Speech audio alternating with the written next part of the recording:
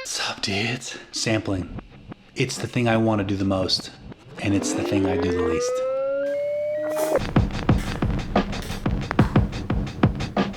It's never been easier for me to do it than now with the OP-1 Field, and I still don't do it. It's not until the middle of the night when I have to sleep. I gotta be up in the morning, I got a full day ahead of me.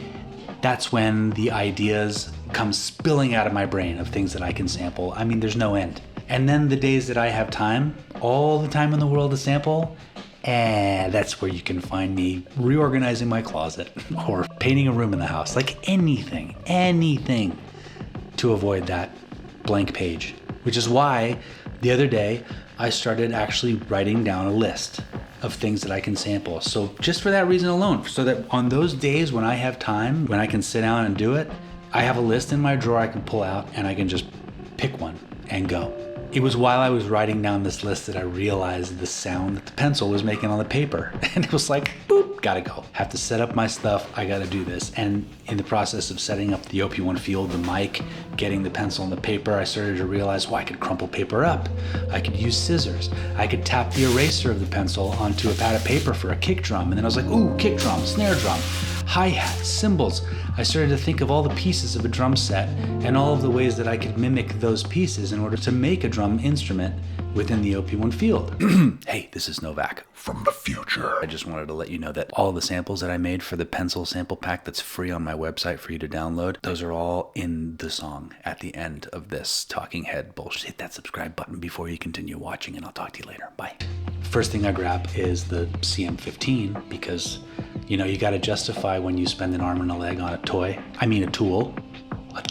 I wouldn't trade it for anything, but it wasn't the right tool for the job. With condenser microphones, you have the issue of proximity when you're recording. So the closer that you get to it, the more of a bass response that you have. And as you can imagine, with a pencil and a paper, it's pretty quiet, so you got to get up really close. That bass was really fat. When you bring the sample into the OP-1 Field, the only way to take that bass out of that sound is to have a filter on your effect slot, which is the only effect slot that you get. That eliminates the possibility of using another effect, a delay, a reverb, dude, like I started yesterday, a reverb, a chorus, whatever effect you want to use, the effect slot is no longer available for you if you have to pull bass out of it. So I knew that I had to get the tone right going in. The most important thing was to get the entire sound, the pure entire sound of the pencil and the paper without any room, without any space. So I wanted to get in really, really close. So that is about turning the input gain all the way down enough to pick up the microphone without picking the sound up, but also being loud enough to get a good solid recording. Needless to say, the OP-1 Field mic worked like a charm. If you've watched any of my music videos, I think you'll notice in a lot of the music that the drums are kind of complicated. They're not complicated, but they're just full of stuff. There's just a lot of stuff going on in my rhythm sections.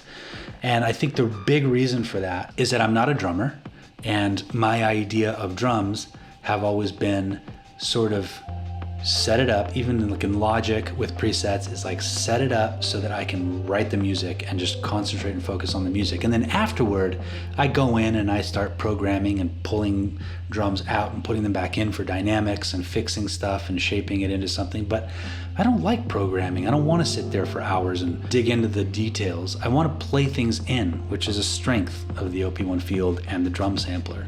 Inside the OP-1, you have two ways of sampling. You can record a sound in, and then it gets spread across the keyboard chromatically so that you can play that sound as an instrument. Or the other way, which is the way that I love to use it the most, is that you can record something into it, and it'll chop that thing up into small pieces and lay it out accordingly. So each key will have a different sound ascribed to it.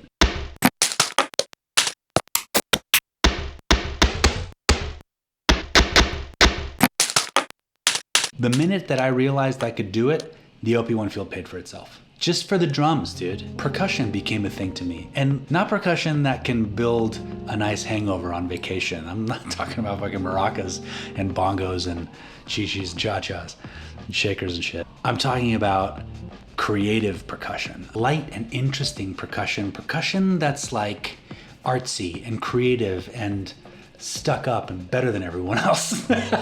Teenage Engineering makes a drum utility. If you didn't know about this, you can record a bunch of sounds and then you can place each sound where you want it and organize your drum kit across the keyboard. And it just spits out a file, and then you download that file into your OP-1 field, and you got your drum set all set up. You just have to make sure that your sound files are AIFs, that they're, I think, 32-bit, 44 hertz. Is it kilohertz? Is it hertz? Is it bits? I don't know, dude. But I know that it's going to be written down in the README file of the sample pack that I made of the pencil, dude. So you can go to my website and you can download the free sample pack. Please go forth and grab that. And all the information on that and how to make your own samples are in that little README file. So check that out. And then there's one more thing I wanted to mention. I started a Discord and I think it's gonna be super cool. So join, get in there. Get over there to the Discord and get in there and we can have a conversation. We can have many conversations, dude. Get on the Jam Tram. You don't need a ticket. You get on the Jam Tram and it only goes to one place. It only goes to Jam City. And Jam City is kind of a construction site right now because we just started building it. But if you get in there, you can help us build it up. And we can make this thing something huge and special. We can make this thing the best city in town. We can make this the best city on earth. Anyway, I can't thank you enough for watching, for subscribing, for commenting. I love doing this. I love writing the jams and sharing the jams and reading the comments and all that stuff. So I really appreciate you taking the time to watch. I hope you enjoyed it and I'll see you next time.